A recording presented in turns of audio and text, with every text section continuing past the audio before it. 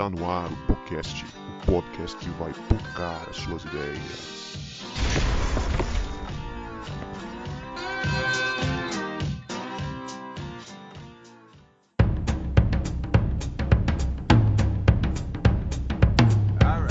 Pra você que achava que a gente não voltava, a gente voltou.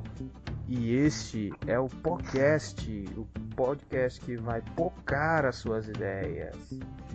E eu sou o Guto e tô com o João Marcos, que gosta mesmo é de cuidar da vida dos outros. Eita, cara fofoqueiro, hein? E aí, galera? Eu tô aqui com o Cebola, que se preocupa tanto com a saúde que se esquece de estudar geografia e ainda faz a gente chorar. É isso aí. E eu sou o Cebola. Estou aqui com a Léa, que depois de 2 programas fez a revelação bombástica que não está grávida. Que feninha! Mas estamos aí na torcida. E eu sou a Leia. Eu tô aqui com o Guto, que já sabe de cor e salteado todas as canções do Três Palavrinhas. Sei mesmo. Fala galera, já que ninguém me apresenta, eu sou o Vini e tô aqui com o nosso convidado. Ele não é filho da Verônica Costa, ele não é filho do Rômulo Costa, ele toma esporro de segunda a sexta na escola, sábado e domingo ele solta pipa e joga bola, mas não é o Jonathan Costa, é o Peterson Costa, vulgo Pet. Aí, só funkeiro de 20 anos atrás entendeu essa, hein, cara? Literalmente. Eu boiei, viu? Boiei na pegada, mas tudo bem. Furacão 2000, cara. Furacão 2000. Jonathan da nova geração. De segunda a sexta, esporro na escola. Sábado e domingo, eu solto o pipi e jogo bola. Esse é o Peterson Costa, senhoras e senhores. É o Jonathan da nova geração. Muito bem, galera. Estamos aqui com o Peterson Costa, também conhecido como Pet pros íntimos, não sei aí. Eu conheço todo mundo que chama ele de Pet. Pet é um cara, gente boa pra caramba. Ele trabalha hoje como voluntário no treinamento, né, Pet? Fala aí com a gente alguma coisa sobre você. Fala aí pra galera aí, saber quem é você. Fala aí, galera. Tô feliz de estar aqui com vocês. Primeira vez que eu gravo um podcast na vida. Assim como o João também tinha esse sonho desde criancinha. Sacanagem. Mas eu trabalho como voluntário na área de liderança e capacitação da Juventude Batista Brasileira. E é isso, cara. Tô aqui para conversar com vocês. Tô feliz por isso. Nós que agradecemos sua presença e a gente vai para um assunto muito importante nesses dias que estamos vivendo. Nós vamos falar sobre autocuidado, mas antes vamos para os nossos salves e recados.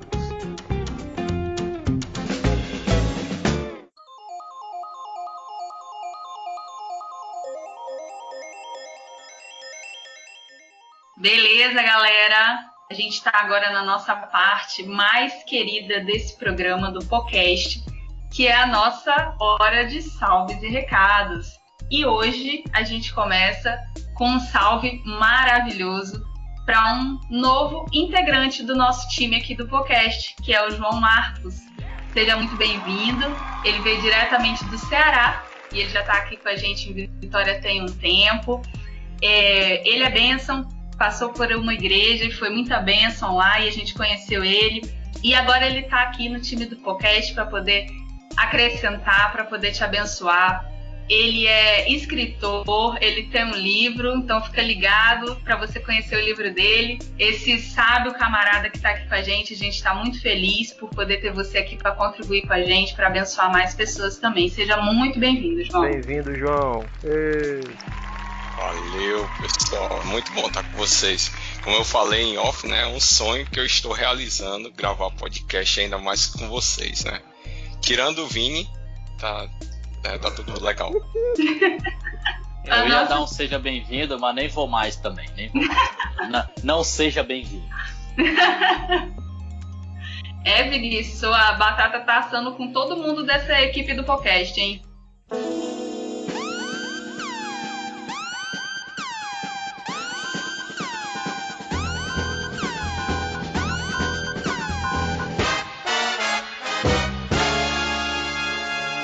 Então, não pude participar de 2 episódios, infelizmente, 2 super episódios do podcast. Se você não ouviu, ouça episódio 12 e episódio 13, que eu precisei viajar por causa dessa questão aí de coronavírus, precisei ajudar meu irmão. E Vinícius lançou uma questão para as pessoas aí, nossos ouvintes. Polêmica! Não,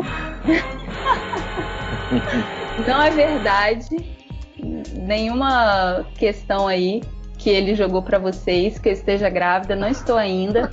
Se Deus permitir. Se Deus permitir, se o coronavírus permitir, eu tento no ano que vem. Quem sabe, Vinícius, você profetizou aí.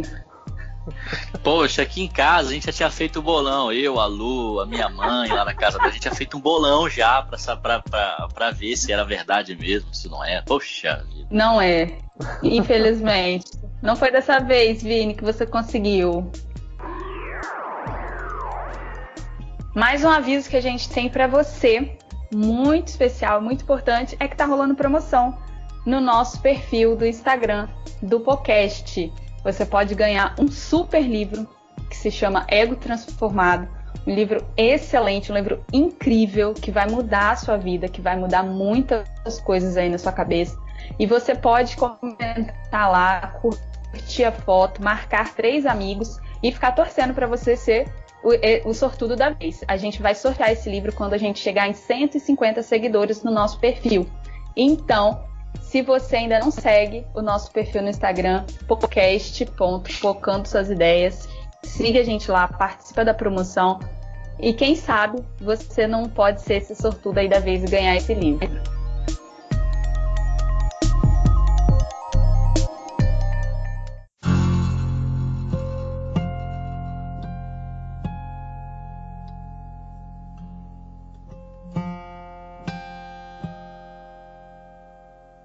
Muito bem, galera. Agora a gente vai para o nosso tradicional panorama do assunto, com a palavra nosso querido Vinícius Maia.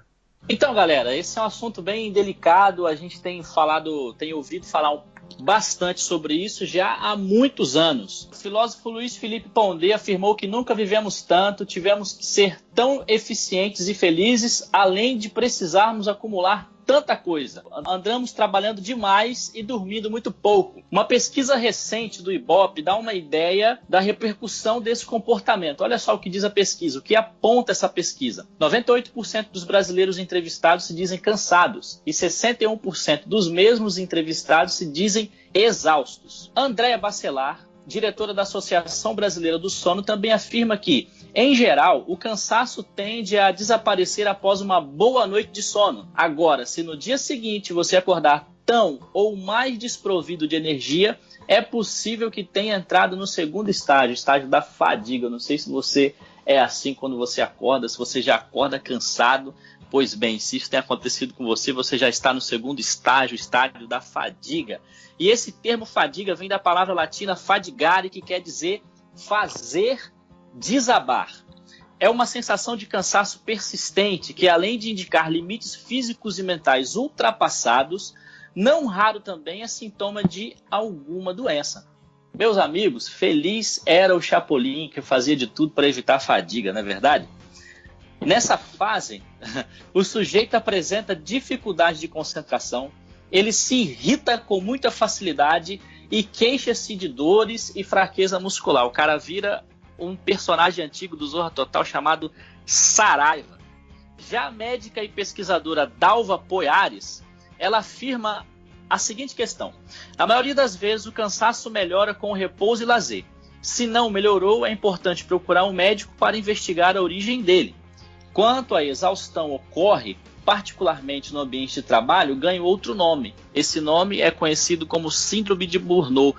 2 classes aí bem afetadas por esta síndrome são os professores e os policiais militares. Inclusive aqui no nosso estado nós temos um índice considerável de militares que cometem suicídio por conta de síndrome de Burnout, por exemplo. O que seria a síndrome de Burnout? É um esgotamento físico e mental intenso provocado especificamente por conta do excesso do trabalho. Segundo a mesma doutora, Adalva Poiares, o cansaço já virou um problema de saúde pública. Meus amigos, isso é grave. Algumas patologias são causadas por conta disso. E o que pode encabeçar a lista são estresse, estafa mental, transtornos de comportamento, ansiedade, depressão e toque. Pensando nisso tudo que o Vini falou, aí eu quero trazer o Pet para a conversa e perguntar, então, por que esse autocuidado, o que é e por que ele é tão relevante a gente falar sobre isso, principalmente na época que a gente está vivendo, de pandemia, de isolamento social, de quarentena?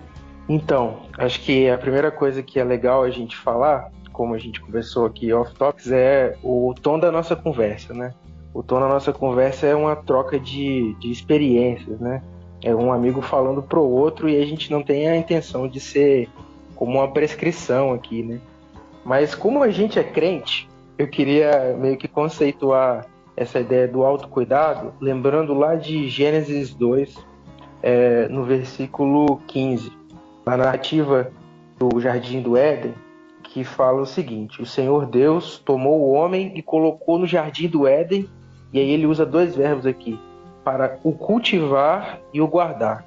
Então, a ideia de Deus para a gente é que a gente cultive e guarde, que a gente desenvolva e que a gente cuide. O autocuidado, ele é exatamente isso, é esse equilíbrio entre a gente trabalhar, a gente cultivar, a gente desenvolver, e com o outro lado, que é também preservar. Então, o autocuidado é o fato, o hábito, a ação da gente ser sustentável, né?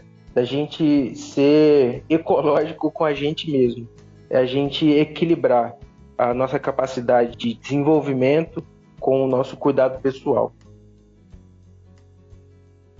Muito bacana isso que você falou, Pet, de ser sustentável, né? A gente está vivendo uma onda que se fala muito de sustentabilidade, mas a gente ainda não consegue viver isso, né? E a gente está falando também no contexto do isolamento. Eu acho que o estilo de vida que a gente veio vivendo até esse momento mostrou que não era nada sustentável, né? A forma que a gente vinha vivendo, né, cara? E possivelmente outros problemas vão surgir daí, né, velho? Sim, cara. Depois que o ser humano começou a viver em pecado, cara, tá tudo desregulado. E às vezes a gente esquece disso. Então a gente precisa sempre se lembrar de que a gente se afastou do plano original de Deus e a gente está colocando nossa esperança em lugares que nunca são os lugares corretos, né? Se a gente for ver, por exemplo, no final do século XIX, todo mundo tinha muito mais esperança do que hoje, né? Hoje em dia a gente ainda alimenta esperança na ciência, por exemplo. E a galera alimentava muito essa esperança, então achava que tudo ia dar certo, que a humanidade ia progredir. Aí vem a Primeira e a Segunda Guerra, e aí toda essa esperança na tecnologia, no desenvolvimento social, ela decai. Então a gente fica sempre sambando no meio dessa loucura que é o mundo pós-queda, né, velho? Pois é, e muito interessante isso dessa vivência não sustentável que a gente veio vivendo. Eu fiz uma leitura, o Pet me mandou um texto ali, e é interessante que aquele texto fala sobre que a gente vai enchendo a nossa vivência, a nossa vida, até de coisas boas, né? A gente tem que saber dizer não para essas coisas boas, porque Sim. a gente vai acabar também, né, prejudicando as coisas que a gente tem que fazer por não dizer não para as coisas boas, né? Quer dizer, para as coisas que a gente precisa priorizar ali. E, Pet, na conversa que a gente teve ali no WhatsApp, você menciona autoabandono e autoescravização. O que seriam essas duas coisas, cara? Eu queria falar de dois extremos. O primeiro seria o extremo do autoabandono. O autoabandono, no sentido que eu queria tratar, é a ideia das vezes a gente achar que se preservar, de não arriscar, de ficar parado, de não ir para frente é se cuidar. E não necessariamente isso é uma verdade. E a gente pode pensar, por exemplo, numa analogia de uma casa. Vamos supor que você, Guto, você vai, arranja uma grana aí e compra uma casa de praia. E aí você não consegue frequentar essa casa de praia, essa casa de praia fica lá parada. Essa casa mesmo parada, ela vai se deteriorar, porque ela não está sendo utilizada, ela não está tendo uma manutenção. Da mesma forma, a gente tem que parar de achar que ficar parado, não se arriscar, não meter a cara, não traçar objetivos, não ir para frente, não se cansar, é se cuidar. Então tem muita gente que está se deteriorando por ficar parado. Então a gente precisa diferenciar o autocuidado desse autoabandono, que é extremamente nocivo. Quantas pessoas que a gente conhece que estão aí frustradas com a vida exatamente porque se abandonaram.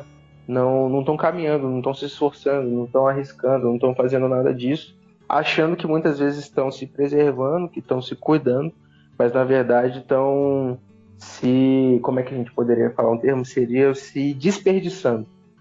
E a vida está passando e estão se deteriorando, estão se machucando, achando que estão se preservando. Então esse seria o abandono do qual a gente tem que fugir. E por outro lado, cara, a autoescravização é uma ideia, cara, que eu peguei de um livro chamado A Sociedade do Cansaço, de um filósofo sul-coreano, que ele fala o seguinte: vamos imaginar que o João mora numa fazendinha, uma fazenda, ele mora numa fazenda e eu chego na propriedade lá do lado e eu quero montar os meus negócios. Só que o João ele já tem uma vida boa lá. Ele, a família dele, ele planta e colhe tudo aquilo que ele precisa e ele já tem uma vida muito boa, está feliz, está satisfeito. E eu, que estou chegando lá agora, eu quero que o João trabalhe para mim. Então eu faço uma proposta para o João vir trabalhar para mim. Só que o João fala, olha, eu tenho tudo que eu preciso aqui. E aí eu preciso que o João trabalhe para mim. Então eu tenho que, de alguma forma, fazer o João trabalhar para mim. A primeira possibilidade, entre aspas, seria pela coerção. De alguma forma, forçar o João a trabalhar para mim pela força. Então seria a coerção. Então eu escravizaria o João pela minha força, para ele trabalhar para mim. A outra forma, que é a forma como a gente vê no nosso mercado, por exemplo, é eu fazer o João acreditar que ele precisa de mais do que ele tem hoje e de que eu posso dar para ele aquilo que ele precisa para ele cumprir aquele sonho dele. Então eu começo a fazer churrasco na minha propriedade, eu começo a mostrar o meu carrão para os filhos do João, e começo a tentar fazer o João achar que ele não tem o suficiente, até o ponto que ele se submeta a trabalhar para mim, achando que ele está, na verdade, correndo atrás do sonho dele. Então, apesar de eu não escravizar ele, eu estou fazendo ele se escravizar. Ele trabalha para mim, achando que está correndo atrás do sonho dele. E é isso que a gente tem vivido no nosso tempo. A gente tem sido bombardeado por várias questões de padrões de estética, padrões de consumo, sonhos de consumo, que fazem a gente se escravizar, achando que a gente precisa de coisas que na verdade a gente não precisa. E aí a gente acha que está exercendo a nossa liberdade, quando na verdade a gente está se escravizando. A gente está sendo o carrasco da gente mesmo. Então, existe o extremo do autoabandono, que é você não pensar nada para você, não arriscar nada. E existe o extremo da autoescravização, que é você colocar um objetivo de vida e você fazer tudo e se estressar e se desgastar achando que está fazendo algo por você mesmo, quando na verdade você está, como diz o Eclesiastes, está correndo atrás do vento. Deu para entender mais ou menos a ideia da autoescravização? Deu. Show de bola. Uma coisa primeiro, cara, minha esposa tá sonhando com sítio, bicho, e o cara vem falar de fazenda do João, bicho. Cara, eu tô começando a ficar preocupado, bicho. Mas tudo bem, mas vamos lá. A questão do autoabandono, eu tava me lembrando que eu tô lendo um livro meu de coach, assim, não vou virar coach, certo? Mas eu tô lendo, não vou dizer o nome dele não, mas eles falam de autossabotagem. Vou derrubar João da chamada. Então deixa eu refazer minha fala. Corta essa aí, né? Não, mas é porque esse autoabandono também está relacionado com a questão de autossabotagem, né? A questão do pessoal hoje, ele é tão pressionado a ser perfeito, por exemplo, a você buscar fazer o melhor, que as pessoas, elas para não errarem tanto, porque quanto mais se faz, mais erra.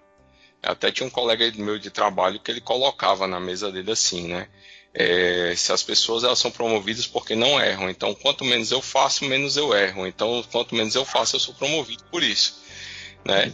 Uma piada dele que ele fazia assim. E nessa questão, hoje a gente vê muito isso, o pessoal é tão cobrado para fazer um negócio bem, que eles se preservam, eles são de não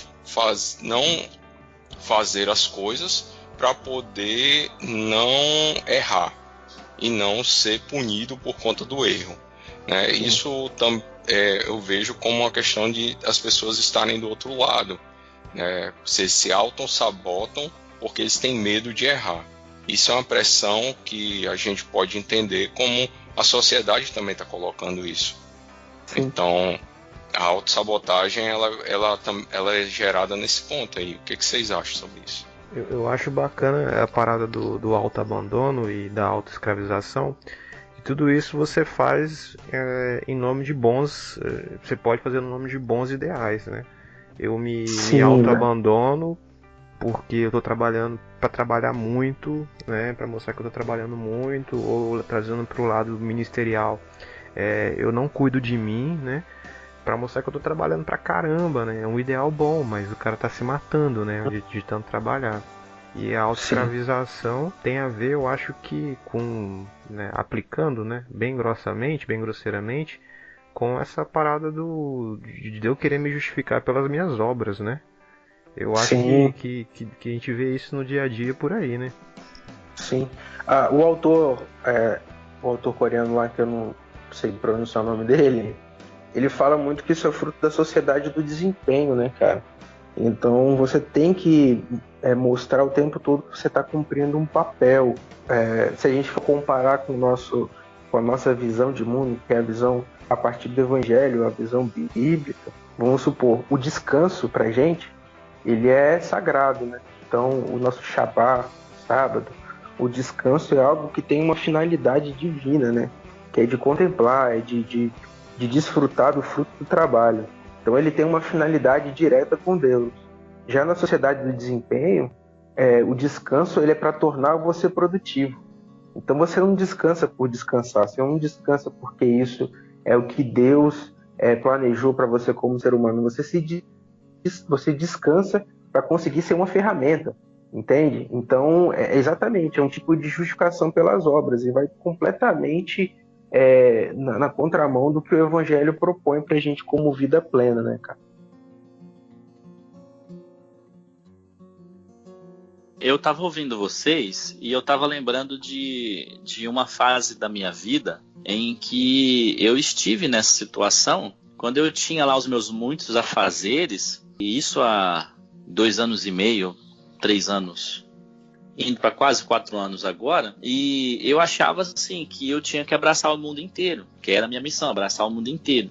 E era uma coisa de louco, porque assim, por muitos dias da minha semana, eu trabalhava praticamente em 3 turnos, cara. E aí assim, dormia 3 horas por noite, às vezes 2.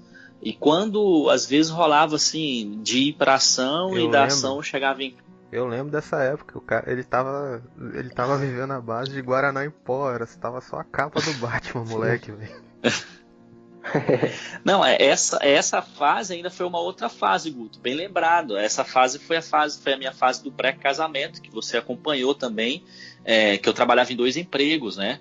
E às vezes eu pegava plantão de 36 horas, eu descansava 12 e aí voltava para o hospital de novo, fazendo seminário. E aí assim, o meu corpo, ele pediu arrego, cara. Eu somatizou, eu fiquei muito mal nessa época. Eu tive um problema que eu travei do pescoço aos pés, mano. Eu lembro que meu pastor, ele teve que ir na minha casa, ele me carregou no colo para me levar para o hospital, cara. Eu fiquei 4 dias travado na cama sem andar e sem saber o que era. entendeu? E aí depois de um tempo, não tendo aprendido isso, que até o Pet está falando, que a gente está discutindo aqui, eu voltei novamente para essa rotina, agora com faculdade, com igreja, com família, com anjo na noite. E, cara, eu tava assim, fisicamente eu tava bem, mas, cara, emocionalmente eu tava quebrado, mano, tava quebrado. Tanto é que eu fui parar no psicólogo, foi massa, assim, e até hoje eu não faço mais... não vou mais para terapia, mas não tem nenhum problema se tiver de voltar, inclusive. Não, com certeza. Eu sou um dos maiores estimuladores da terapia.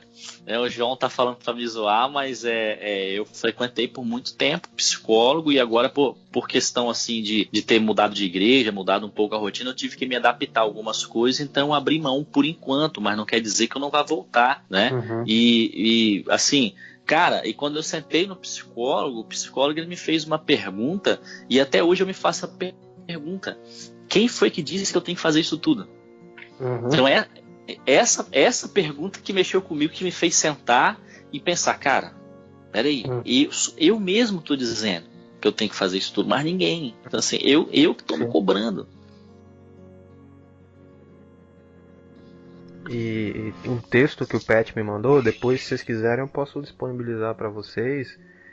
E se você que está ouvindo esse episódio aqui quiser, entre em contato pelo Instagram ali ou pelas nossas redes sociais, que eu dou um jeito de mandar esse texto. Esse texto, é de quem aquele texto, Pet? Cara, é um capítulo de um livro chamado Super Ocupado, do Kevin DeYoung. Ah, esse cara é sensacional. E ele dizia que Jesus ele não atendeu todas as demandas que chegavam para ele, né? Ele tinha plena capacidade de curar todo mundo, mas ele não curou todo mundo. Ele não atendeu todo mundo porque ele tinha em mente aquilo que ele tinha que fazer, qual era a missão dele. E aí a gente às vezes se acha o super-homem, né? O super crente, o super pastor, o super ministro, o super líder que quer dar conta de tudo. Mas você não precisa dar conta de tudo. Não é tudo que você tem capacidade de fazer que você tem que fazer, né? Tem hora que você tem que tirar um pouco o pé e ser mais contemplativo, né? Essa cultura, essa sociedade que a gente vive, que o Pet está chamando de sociedade do desempenho, ela louva isso aí mesmo, que você se mate, né? Que você gaste sua vida, se você tá dentro do sistema capitalista, todo mundo tá trabalhando, que você gaste sua vida para ganhar dinheiro, depois se aposentar, que você gaste seu dinheiro para comprar remédio.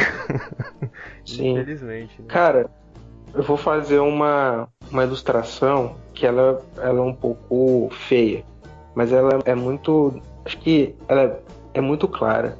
Eu não sei se vocês já ouviram falar sobre uma doença em que a pessoa nasce sem a sensibilidade na pele, ela não sente dor.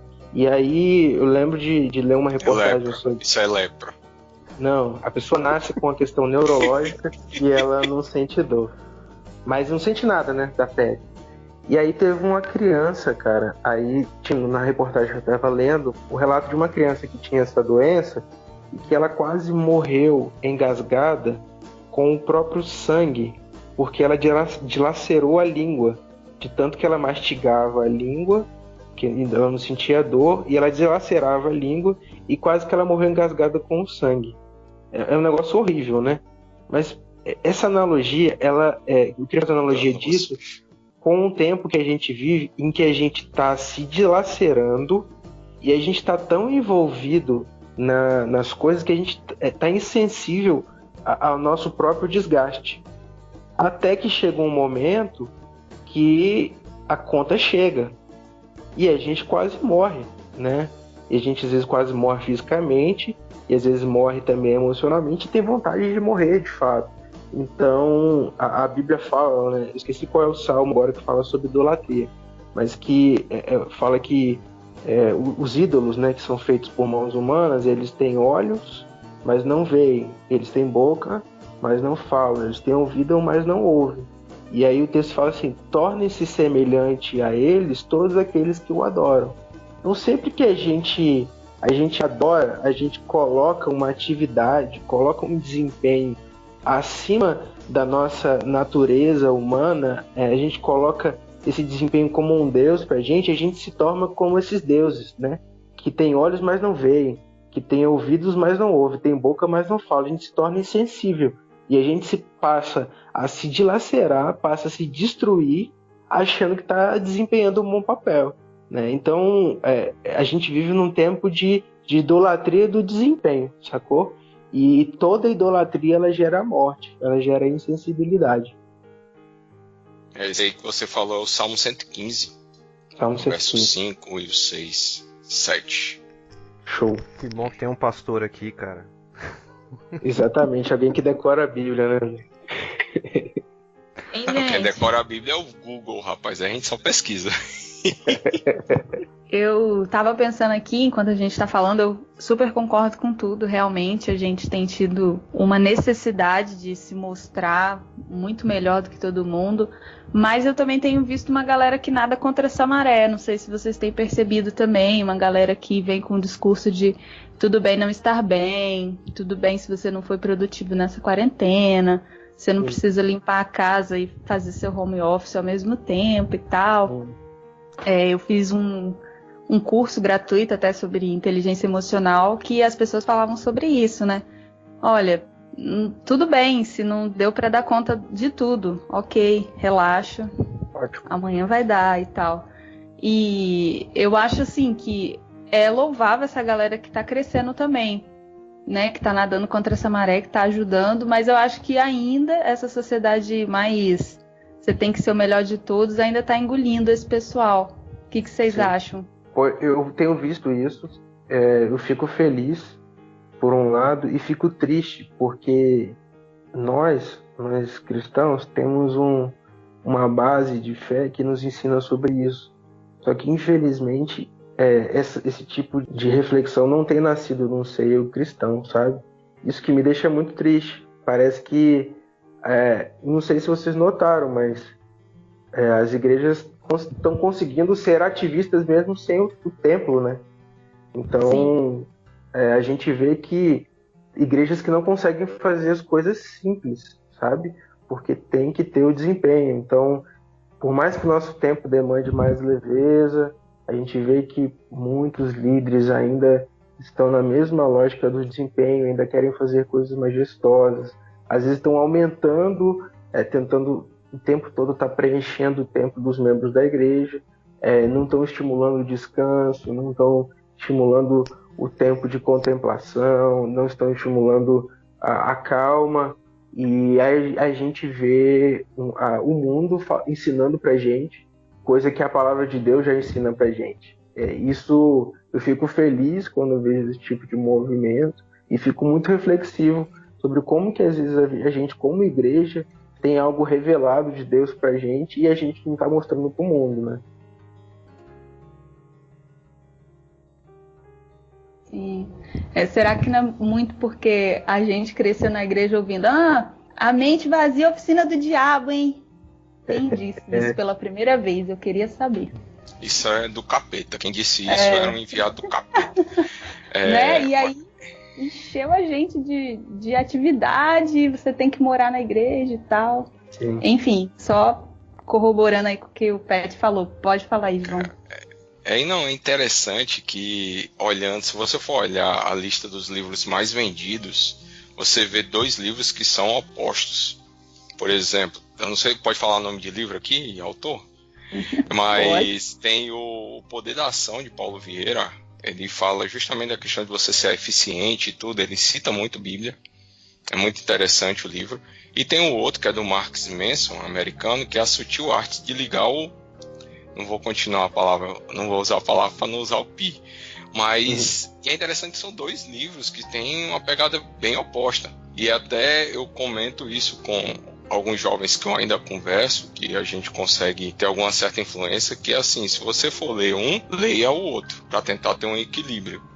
Porque você vai ver a importância de você ser eficiente, apesar da pegada do Paulo ser bem assim, você ser eficiente não somente no trabalho, mas na qualidade de vida, mas você também entender que muito da sua vida você vai depender dos outros. Então vai ter hora que você vai precisar dizer assim, não, já fiz a minha parte, fiz o que eu pude, Agora é entregar nas mãos de Deus, para nós que somos cristãos, e sossegar. E se a gente for ver na nossa experiência de vida, tem muito da mão de Deus. Se eu for olhar para minha vida, em tudo. Mas se eu for olhar para minha vida, por exemplo, onde eu estou hoje é mais a mão de Deus. E uma vez eu estava conversando com um colega de trabalho, eu disse, cara, Deus é bom demais, bicho. Eu passei no vestibular. Aí ele olhou assim, não foi Deus que lhe fez passar no vestibular, não. Foi você que estudou. Aí eu olhei para ele assim, mas tu é doido, né? Tu é doido. Eu não gastei tempo estudando, não. O tempo que a galera passou atrás de mim estudando foi maior do que o meu, eu conversando com alguns colegas. E eu ouvi que Deus abriu essa porta para mim. Não estou desmerecendo a questão de estudo, mas eu reconheço a mão de Deus nesse sentido na minha vida. Então, me desculpe, mas eu não aceito que você diga que foi do meu mérito, porque eu vi a mão de Deus claramente agindo. E essa questão do autocuidado também é muito isso, né? Você vê o cuidado de Deus e você curtir o cuidado de Deus. E muita coisa que a gente não tem capacidade de fazer. Cara, tem uma frase do Tim Keller, vou tentar lembrar agora, mas é mais ou menos assim. Sempre que você estimula as pessoas a fazerem as coisas ou por medo ou por orgulho, você está desvirtuando tudo aquilo que Deus fez, né? Então, o que eu acho que às vezes nas igrejas, eu me coloco como às vezes uma engrenagem desse sistema que não é algo que faz parte do reino de Deus, é a ideia do mérito, né? De que fazer algo me torna alguém mais próximo diante de Deus. E a gente faz parte do nosso autocuidado lembrar que nós não estamos aqui por mérito, nós estamos aqui por graça, certo? Então, por que é bom orar antes do almoço, né? Por que é uma questão de autocuidado, por exemplo, orar antes do almoço? É para a gente lembrar de que quem coloca o pão na nossa mesa não é a gente, é Deus. Ah, mas eu trabalhei. Trabalhou por quê? Você desempenhou o seu trabalho porque Deus te deu força. Você arranjou um emprego por causa de alguma coisa que você aprendeu. Você aprendeu por causa de alguém. Você não está ali sozinho. Você está desfrutando do trabalho de muitas pessoas para você conseguir trabalhar. E isso é algo de Deus. Por como que um arroz chega na nossa mesa, né? Ah, eu trabalhei, eu me esforcei, então eu tenho mérito para comprar um saco de arroz. Cara, ok, você trabalhou, você teve dinheiro, mas alguém colheu aquele arroz, alguém beneficiou aquele arroz, alguém empacotou, alguém transportou e alguém vendeu. E isso é a gente desfrutando do trabalho de Deus, no trabalho de outras pessoas. Então, quando a gente ora antes do almoço, a gente lembra de tudo isso, a gente está lembrando, olha, eu me esforcei, mas o que fez essa comida estar aqui na minha mesa não é o meu mérito, é Deus. Então, por mais que eu tenha que trabalhar, eu também tenho que descansar, porque eu sei que tem um Deus que cuida de mim. Então, por isso que a gente tem que orar, né? E aí que a nossa fé entra como uma ferramenta de autocuidado, de preservação, de sustentabilidade da vida humana. Isso aí dá para lembrar muito de Mateus 6 e Lucas 18, né? Mateus 6 que fala que as aves do céu não semeiam, né? Os lírios do campo também, elas são belíssimas. E Lucas 18 que fala sobre a viúva e o juiz, né? O juiz infiel, incrédulo, né? Que ela insistiu muito. Então, Jesus ensinando que a gente tem que orar com insistência, na confiança, crendo que Ele é capaz de fazer, né? Sim, cara. E Jesus ensina ali, né, por trás do texto, uma ideia de... Olha como é que Jesus está ensinando, cara. Ele está apontando para as aves do céu e para as flores do campo. A nossa atitude devocional, ela envolve contemplação. E, às vezes, o nosso ativismo, ele impede que a gente tenha um devocional profundo porque a gente não tem tempo de contemplação.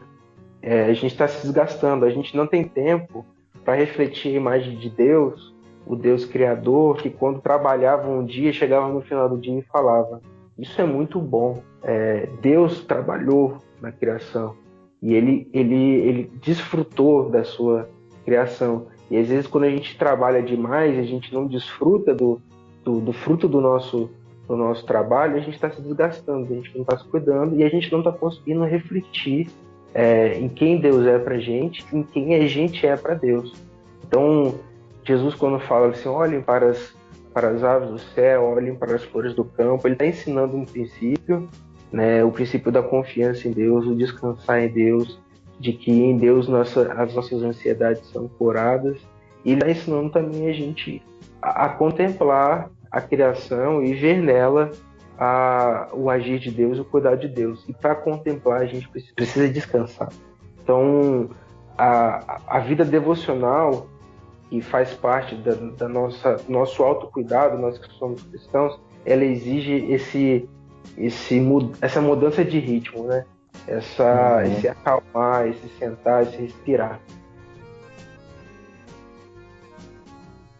Pois é, assim, eu acho interessante, né, que vocês falaram aí, a Leia fala dela também, né, sobre da nossa época que nós somos treinados, né, dessa forma na igreja de produzir, né, e hoje em dia, como vocês veem, apesar que vocês já falaram muitas coisas sobre isso, como é que vocês veem essa nossa nova juventude, esse povo de hoje?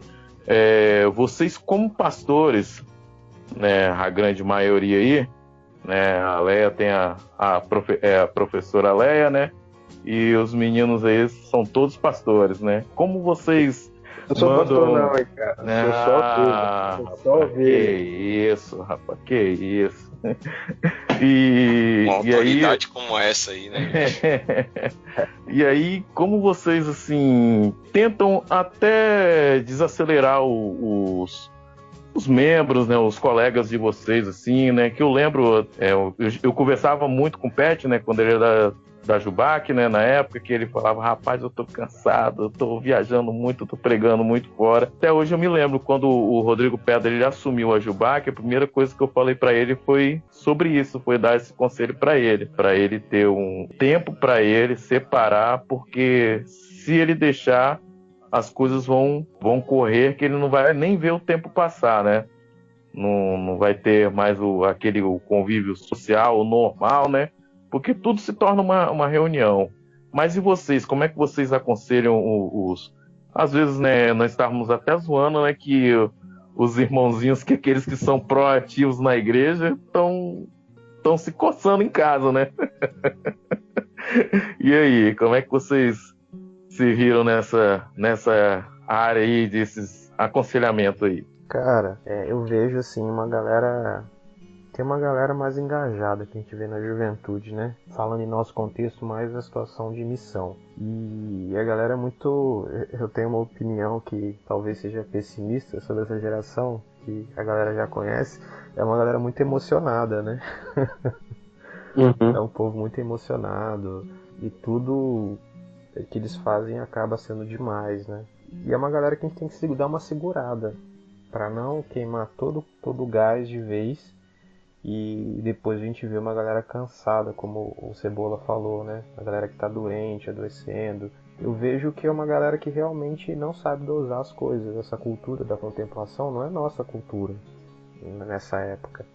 Então tem essa galera que é assim pra missão e quer estar em todas as paradas, né? De todos os eventos. É outra parada, é a cultura do evento, né? Quer estar em todos os eventos possíveis.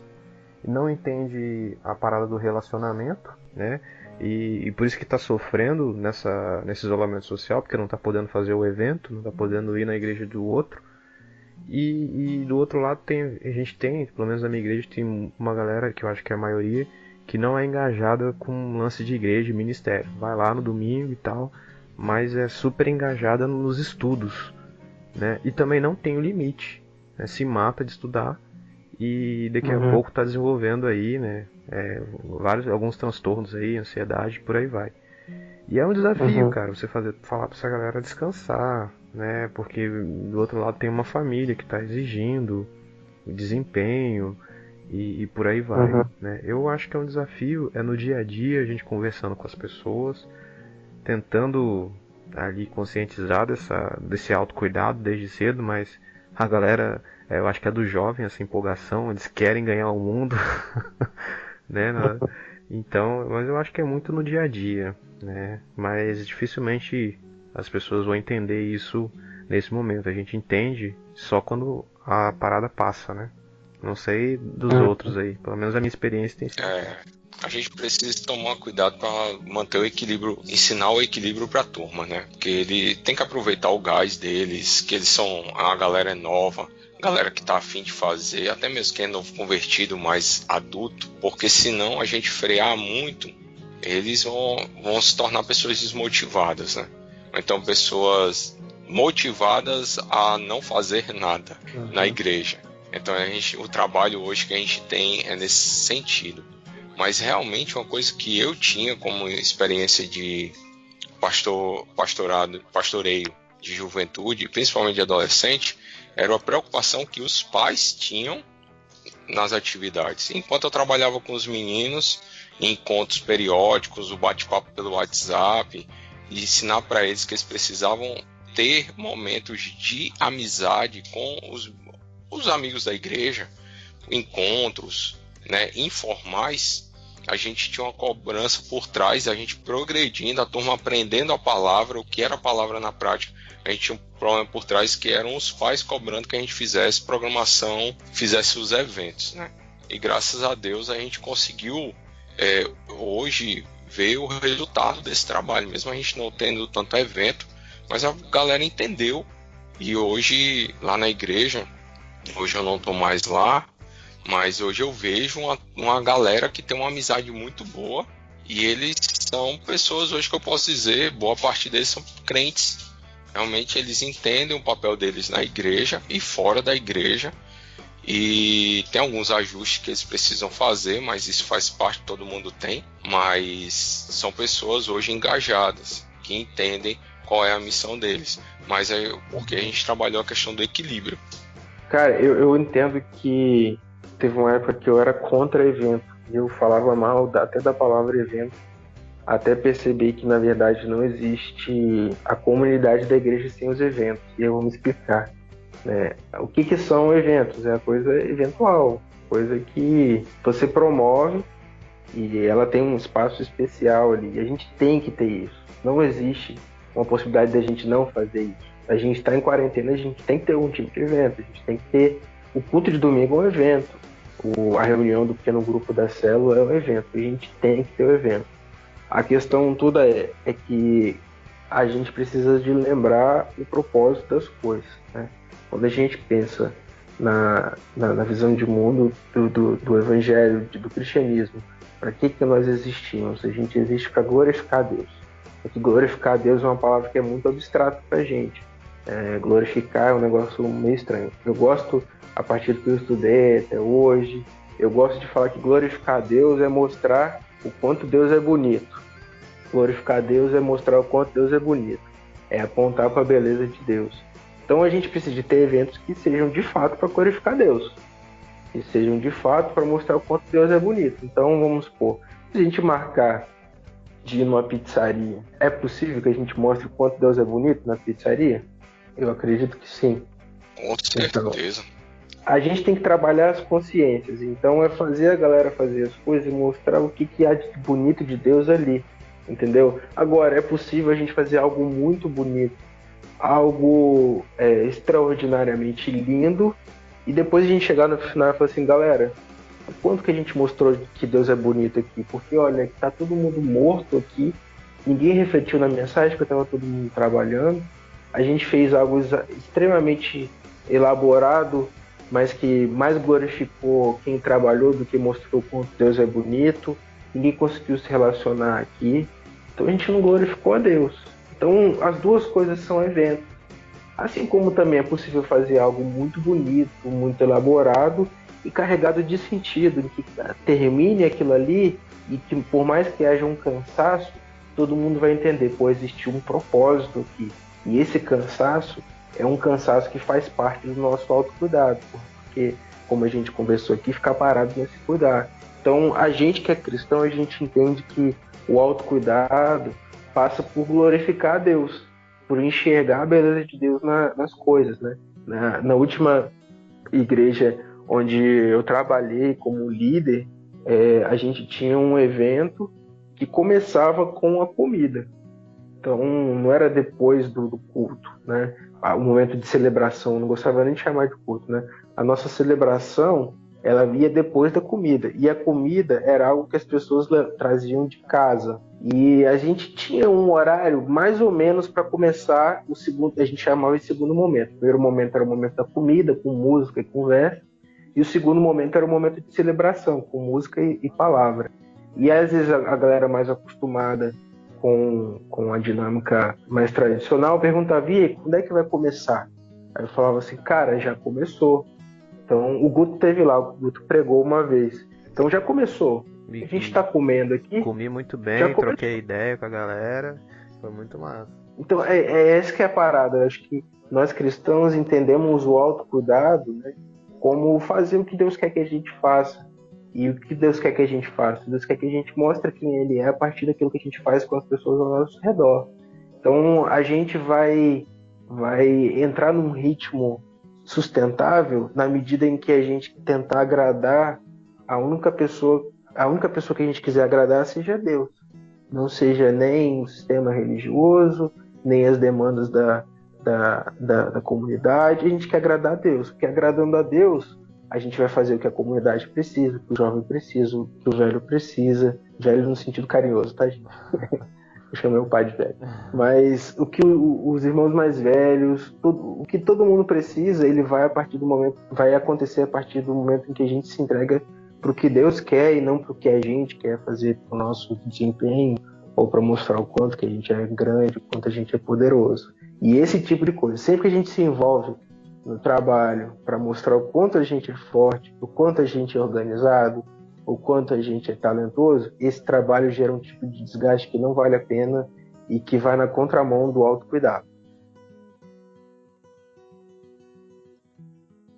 O Peterson, ele falou algumas coisas bem interessantes assim. Lá atrás, ele falou sobre a conta chegar. Tem um vídeo no meu telefone, esse vídeo circulou nas redes sociais do falecido Catra, Mr. Catra. Ele tá dando tava dando na época. Eu tirei essa fala desse vídeo, mano. Sério. Então. A conta chega, ele fala. A conta chega, exatamente. E ele tá no programa, salvo engano, a referência. Cara, eu citei Racionais MCs num sermão na igreja uma vez, aí 2 moleques chegaram: pastor, você citou Mano Brown? Eu falei: pô, velho, nós estamos juntos, mano. Mas o que o Catra fala naquela fala dele ali, mano, é o Eclesiastes, brother. Exatamente. É o Eclesiastes do Catra, mano. Não, e você estava falando de como que o mundo, como que a gente chama de mundo, enfim, como que as influências extra-bíblicas têm vindo sobre as pessoas que estão na igreja, que na verdade deveriam ter a influência bíblica da coisa, né? E aí você vê, o Catra, que é o símbolo da depravação no nosso país, vamos dizer assim, com todo respeito ao Catra e aos fãs dele, né? Mas ele tinha esse símbolo da promiscuidade, e aos filhos dele também. E respeito também aos 373 filhos que ele tem, né? 318, cara. Eu não sou bom de matemática, eu sou bom de geografia, Bahia. E os 38 filhos que ele tem lá e tal, enfim. E ele vem chegando, ele fala isso assim, no vídeo dele: cara, ó, moçada, vocês que estão fazendo, eu fiz isso, aquilo, o outro, assim, tudo, ó. Aí foi a fala que você citou aí, Pet, a conta chega. E a gente vive como se a conta não fosse chegar. Na Bíblia a gente tem vários exemplos também. Por exemplo, Davi, em um certo momento da sua vida, viveu como se a conta não fosse chegar. A conta chegou algumas vezes para ele, sobretudo na sua família, né? Aí quando você fala do texto de Jesus, quando ele pede pra gente olhar, né, os lírios ali do campo e tal, tem um escritor, tenho falado bastante dele com o Gustavo, ultimamente, porque eu li tem pouco tempo. O nome do livro é O Cristão Ateu, e ele caminha um pouco nessa linha de raciocínio. E tem um capítulo lá que é muito engraçado assim, é pancada, mas ao mesmo tempo é engraçado, que ele fala: quando eu creio em Deus, mas eu ando tão preocupado que eu coloco a minha preocupação no lugar de Deus na minha vida, entendeu? A ponto de não me permitir parar no meio do caminho, parar na minha rotina e contemplar o que Deus está fazendo. Então, quando você falou isso, muito bem falado, assim, o que falta um pouco para nossa geração é parar um pouquinho e observar o que Deus está fazendo, cara. Entendeu? O que Deus faz na minha vida? O que Deus está fazendo na vida do meu pai? O que Deus está fazendo na vida da minha mãe? O que Deus está fazendo na vida do meu vizinho? Infelizmente, a nossa geração não está preocupada com isso. As nossas influências, elas são outras, né? Infelizmente. Então, assim, os caras estão optando por seguir outras teorias, outras filosofias, algumas coisas do tipo, mas eles não estão lendo a Bíblia, por exemplo, cara. Né? E aí Paulo, por exemplo, quando ele orienta Timóteo, o jovem pastor, Paulo chega para Timóteo, talvez, não sei se Timóteo estava naquela correria de jovem, pode ser que sim, pode ser que não, mas aí Paulo chega para ele e fala: meu amigo, faz o seguinte, cuida de ti mesmo, tem cuidado de ti mesmo. Né? E preservando isso, salvarás a ti mesmo e aos outros. E a gente está esquecendo disso. Sim, velho. Essa que é a parada. Acho que aqui tem outros líderes e alguns líderes aí vão ver esse programa. A parada é... E aí eu vou citar um exemplo negativo meu. Eu recomendo que vocês assistam um vídeo que eu fiz e pensem no que eu vou falar aqui agora. Eu gravei um vídeo em setembro para uma campanha da JBB que chamava Sinal Amarelo, com relação à prevenção ao suicídio, né? E aí eu gravei um vídeo falando sobre o que o evangelho tem a contribuir com as pessoas que sofrem de distúrbios da mente. Cara, e eu gostei muito daquele vídeo. Acho que foi um dos conteúdos que eu produzi que eu mais gostei de fazer. A questão toda eu tava num processo de depressão, gravei o vídeo falando para os outros, e eu acho que eu falei bem, citei boas coisas, tive um bom feedback, fiquei feliz com aquele vídeo, mas eu não estava aplicando o que eu falei naquele vídeo à minha vida, entende? A questão toda é que um dos motivos, e aí é uma opinião pessoal minha, de que a juventude muitas vezes se afasta da comunidade cristã, é porque muitas vezes os líderes estão falando de uma comida que eles não estão comendo. E aí eu estou colocando o meu na reta aqui. Eu já falei de uma comida que eu não comi. Eu já falei de uma vida plena em Jesus Cristo que eu não estava experimentando, porque eu não estava me cuidando. Eu não estava colocando Jesus no lugar onde ele deveria estar na minha vida. Eu estava trabalhando muito. Eu não estava tendo nenhum problema moral, né, desses que afastam os líderes, né, da igreja. Mas eu estava colocando coisas boas no lugar onde elas não deveriam estar, né? Eu estava usando coisas que deveriam apontar para Deus como um Deus para mim. Então, uma vez eu fui pregar e eu escandalizei a igreja, mas eu não me arrependo nem um pouco, porque eu falei assim: olha, irmãos, se eu for encontrado bêbado essa semana, alguém vai tomar alguma providência e vai me afastar, e vai estar certo de me afastar, porque se eu chego a esse ponto é porque eu não estou cuidando bem de mim, eu preciso de cuidado. Mas se os irmãos me verem aqui trabalhando igual um doido dentro da igreja e atropelando a minha família, atropelando o próprio cuidado com o meu corpo, ninguém vai me parar, porque trabalho a gente não considera como cachaça. Mas eu preciso confessar na frente dos irmãos aqui que o trabalho da igreja já foi como uma cachaça para mim. E isso escandalizou muita gente, né? Mas eu não tenho nenhum medo de falar disso, porque quem tem que morrer para salvar os outros já morreu, que é Jesus Cristo. A gente está aqui para desfrutar da vida que ele deu pra gente. E os esforços que a gente tem que fazer são os esforços que apontam para ele, e não os esforços que apontam para a gente, para o nosso ego. Toda vez que a gente trabalhar, seja dentro da igreja ou fora da igreja, tentando salvar a própria vida, como Jesus fala, né? Tudo aquilo que a gente faz tentando se salvar faz a gente perder a vida. Agora, toda vez que a gente morre para a gente mesmo, e aí eu queria aplicar essa morte para a gente mesmo, morrer para essa vontade de se justificar pelas obras, morrer para essa vontade de ser herói, né? Na terapia, eu estou fazendo terapia desde outubro do ano passado. O meu psicólogo, ele fala assim: cara, você tem uma questão de às vezes querer se mostrar como um herói, de se envolver em algumas coisas que são nobres e tal, mas às vezes você quer ser o herói. Toda vez que a gente quer ser o herói, a gente acaba deixando Jesus de lado e acaba deixando de não se cuidar como Deus queria que a gente se cuidasse, porque a gente está querendo fazer pelos outros aquilo que só Jesus pode fazer. a gente está colocando no nosso umbigo um peso que a gente não tem capacidade de carregar. E às vezes esse esforço é uma cachaça, é uma forma de se embriagar para ter um prazer para tentar alcançar um prazer que não vai ser possível a não ser quando a gente se enche do Espírito, né? Que é o que Paulo fala, né? Não se embriaguem com o vinho, mas se enchem do Espírito. E quando a gente deixa o Espírito guiar a gente e frear e avançar, frear e avançar e ser guiado de fato pelo que Deus quer e não pelo que fala que a gente tem que fazer ou pelo que a gente determinou que a gente tem que fazer para ser uma boa pessoa de desempenho.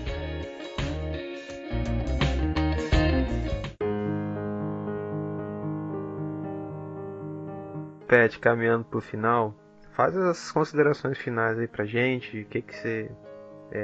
a gente vai botar o link do vídeo, né, que você falou aí na postagem desse podcast, mas fala aí pra nós o que você diria pra alguém que tá sentindo que tá pesando um pouco mais a vida, tá se sentindo mais cansado que o normal, mais triste, sem contentamento nas coisas que gostava. O que você diria pra esse cara aí que tá ouvindo a gente? Cara, eu estava pensando um tempo atrás em duas coisas, né? Nós somos integrais. A nossa vida espiritual, ela não é separada da nossa vida física, material, emocional. Então, cara, se você estiver fazendo alguma coisa errada, caminhando por um caminho errado, e você quebrar a perna, eu vou fazer duas coisas com você. Eu vou te levar para o médico, para você cuidar do seu ferimento, e depois eu vou conversar com você sobre o caminho de Deus, para falar sobre o caminho onde você estava caminhando. Acontece que por causa do pecado, nós ferimos o nosso corpo, ferimos a nossa alma, então a gente precisa de procurar ajuda profissional, procurar um psicólogo, desfrutar do cuidado de Deus através da mão de uma outra pessoa, né? O Lutero, ele falava lá no século XVI que Deus colocava o leite na mesa dele através da mão da mulher que ordenhava a vaca. Então, a gente tem que entender que usufruir da sabedoria, do conhecimento dos profissionais de saúde, psicólogo, psiquiatra, neurologista, psicanalista, usufruir do trabalho dessas pessoas é usufruir do cuidado de Deus. Então a gente tem que pensar nesse viés. E por outro lado, a gente tem que lembrar do que a palavra de Deus fala pra gente sobre o nosso coração, né? Na Bíblia, tanto no Antigo quanto no Novo Testamento, o coração ele é o centro de tudo. A gente entende coração só como emoção, né? A gente, ocidental, pós-moderno, pensa o coração como emoções. Já na Bíblia, o coração ele é tanto o centro das emoções, quanto o centro dos pensamentos, do raciocínio, das memórias. Então, quando a gente lê lá em Provérbios 4:23, né, acima de tudo que você tem que guarda o seu coração. Quando a gente vê Jesus falando lá em Mateus 6:21, onde estiver o teu tesouro, ali está o coração, a gente tem que entender que a Bíblia fala para a gente cuidar da nossa vida, cuidar daquilo que a gente coloca para dentro, daquilo que a gente assiste, daquilo que a gente ouve, daquilo que a gente fala, daquilo que a gente alimenta no nosso coração. Existe no nosso coração um trono. Tem um livro que chama Você é Aquilo que Você Ama, recomendo muito que vocês leiam. E ele fala que nós nos orientamos por um telos, né? Por algo que dê sentido para a gente. Para quem está cansado, precisa pensar o que tem feito você se cansar. Atrás do que você está correndo.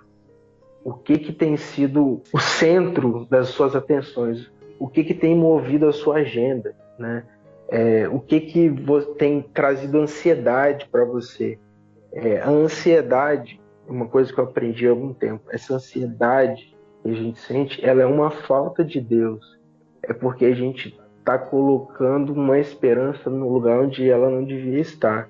Então, a gente cuida do nosso coração quando a gente entende que nada além de Deus não dá sentido para a vida. Então, a gente pode estar colocando um plano material, um padrão de consumo, um padrão de relacionamento, um padrão estético no local, tem se escravizado por causa disso, tem achado N justificativas para se desgastar, e a gente está colocando algo no lugar onde só Deus, onde só Jesus Cristo pode estar. Então, ao mesmo tempo que eu falo, olha, procure um psicólogo, eu também falo, olha, se aproxime de Deus, avalie o seu coração, avalie a sua rotina, vê onde você está se desgastando e pensa, Deus está nisso? Eu estou fazendo isso aqui para glorificar a Deus? Eu consigo enxergar o que há de bom em Deus nisso aqui? Eu estou buscando um bem em algo, um bem que eu só vou encontrar em Deus em algo que não é Deus? A sua faculdade, ela pode esperar. Você pode demorar um semestre, 2 semestres mais para se formar. Você consegue ficar solteira durante mais um tempo. Você consegue viver, às vezes, com um salário não tão bom durante mais um tempo. Mas sem Deus a gente não vive.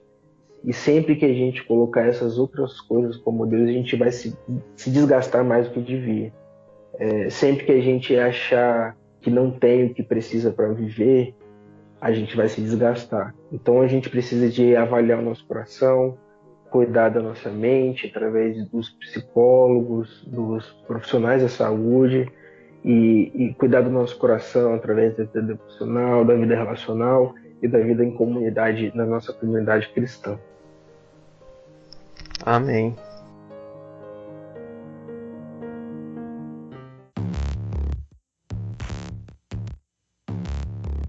Pois é, galera, papo bom, rendeu bem, foi massa. Quero agradecer desde já, Pet, valeu pelo seu tempo aqui com a gente, foi massa demais essa conversa. Foi, assim, enriquecedor, enriqueceu a gente e vai enriquecer quem estiver ouvindo a gente aí nos nossos canais. E quero agradecer mesmo, valeu, cara. Deus te abençoe e precisando da gente, tamo aí, viu? Tamo aí. Tamo junto.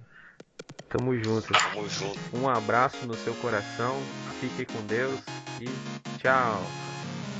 Vou finalizar a gravação. Um abraço no seu coração, gente. Valeu, galera. Beijo no coração. Falou, Pet, obrigado, cara.